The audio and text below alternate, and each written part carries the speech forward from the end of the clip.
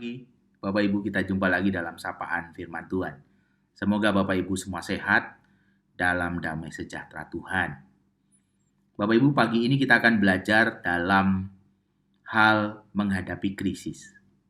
Apa itu krisis? Secara umum, karakteristik krisis itu adalah sesuatu yang terjadi tidak terduga, sesuatu yang mengancam, dan sesuatu yang menimbulkan ketidakpastian. Itu yang disebut dengan karakteristik dari krisis. Jadi ketika terjadi sesuatu yang tidak terduga, lalu membuat kita menjadi terancam, dan juga membuat kita berada dalam situasi yang tidak pasti, itu disebut dengan krisis. Bagaimana kita menghadapi krisis? Situasi pandemi misalnya, yang kita alami sejak bulan Maret sampai September ini. Ini kan sebuah krisis. Kenapa? Karena terjadinya dengan tidak terduga, kita tidak tahu kapan akan selesai, tidak ada kepastian di sana, dan menjadi sebuah ancaman dalam hidup Bapak Ibu dan saya. Saya percaya Bapak Ibu semua kita berdoa untuk Tuhan menolong kita. Saya percaya Bapak Ibu setiap hari berdoa untuk bisa melewati masa krisis ini. Kita berharap Tuhan segera menolong kita. Tetapi Bapak Ibu sampai hari ini, saya percaya juga ada banyak orang yang mungkin mulai berpikir, kapan ini akan selesai?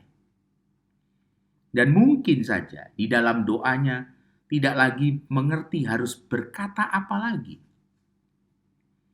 Saya harus berdoa seperti apa lagi untuk krisis yang terjadi ini.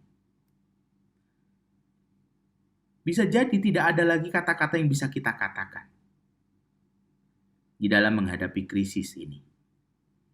Tetapi kita perlu belajar dari apa yang dikatakan Rasul Paulus di dalam Roma pasal 8 ayat 26. Rasul Paulus pasti pernah mengalami krisis yang seperti ini, dan ini diungkapkan di dalam tulisannya di dalam surat Roma pasal 8 ayat 26. Mari kita baca. Roma 8 ayat 26. Demikian juga Roh membantu kita dalam kelemahan kita, sebab kita tidak tahu bagaimana sebenarnya harus berdoa. Tetapi Roh sendiri berdoa untuk kita kepada Allah dengan keluhan-keluhan yang tidak terucapkan. Bapak Ibu, kita diajak untuk belajar melihat pengalaman Rasul Paulus di dalam menghadapi krisis. Bagaimana dia tetap bertekun bahkan ketika dia tidak tahu lagi apa yang harus dia katakan di dalam doanya. Paulus tetap bertekun ketika tidak ada lagi yang bisa diucapkan di dalam doanya kepada Tuhan. Menarik. Apa yang bisa kita pelajari di sini?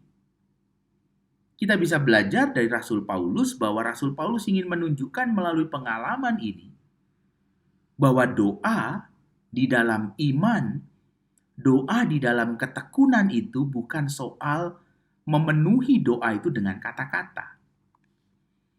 Tetapi doa dan iman serta ketekunan itu adalah intimitas, keintiman. Keintiman itu melampaui kata-kata. Bahkan ketika kita tidak lagi punya kata-kata untuk disampaikan kepada Tuhan, ketika kita tetap bertekun, kita tetap bisa berdoa kepada Tuhan. Dikatakan bahwa Roh Allah itu akan berdoa bagi kita kepada Allah dengan keluhan-keluhan yang tidak terucapkan. Ketika kita tidak lagi mampu untuk menemukan kata, menyampaikan apa yang menjadi isi hati kita kepada Allah. Roh Allah menyampaikan keluhan-keluhan yang tidak terucapkan itu kepada Allah sendiri untuk kita. Bapak Ibu, kita perlu belajar bahwa krisis akan terjadi, tetapi keintiman kita dengan Allah menjadi sebuah perjalanan yang harus kita terus alami. Ketika kita tidak mampu menemukan Allah, Allah tetap mampu menemukan kita. Itu yang kita lihat di dalam surat Rasul Paulus kepada jemaat di Roma pasal 8 ayat 26. Kita seringkali memenuhi kesunyian karena krisis yang terjadi. Kesunyian dalam hidup kita, kekosongan dalam hidup kita. Kita isi dengan bunyi dan suara supaya kesunyian itu diubah menjadi sesuatu yang tidak lagi sunyi karena ada suara dan ada bunyi di sana. Tetapi kita belajar dari Rasul Paulus, kesunyian itu kadang menolong kita untuk mengalami keintiman yang lebih mendalam dengan Tuhan. Kesunyian tidak harus diisi dengan kata-kata, tidak harus diisi dengan bunyi-bunyian, tetapi kesunyian itu bisa menjadi kesempatan kita mengalami Tuhan yang lebih dan lebih lagi.